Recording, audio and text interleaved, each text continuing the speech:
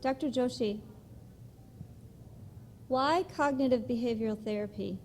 Can you touch on why so many pain conditions are being tossed over to psychological disorders? I don't mean comorbid, just as a denial of biological basis. So I'll split that up in two answers because I think that's two separate questions. So one is cognitive behavioral therapy is, I guess, one question, and the other is why do so many physicians think that you're just nuts? So cognitive behavioral therapy, I think, really is, to me, more categorized under mindfulness, really. So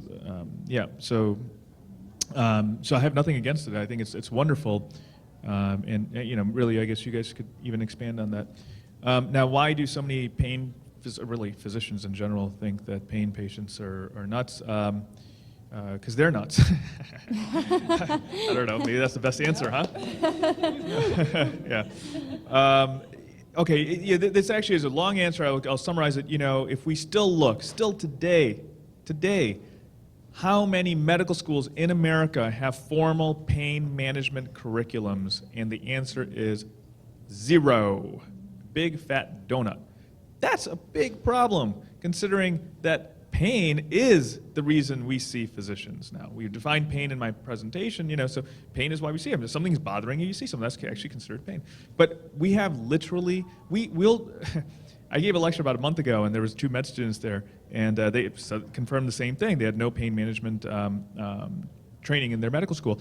And they started talking about this rare disease called, what was it called? Leishmanian or something like that. Remember that?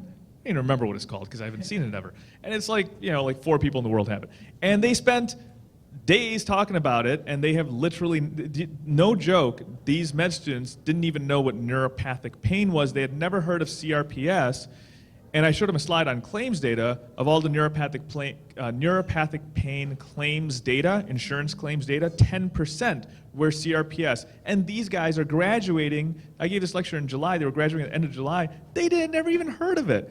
So how do you expect them to know anything about pain? Where are they going to learn from pain? They're going to learn it from when they do their residency from their attending, who is older than Moses, who was trained that pain patients are nuts and depressed and psychotic and crazy. Do you guys remember? So fibromyalgia, no joke, this is what is taught. Fibromyalgia, female, 40, fat, and annoying.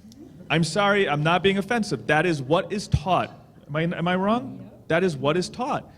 So that's why we have a problem.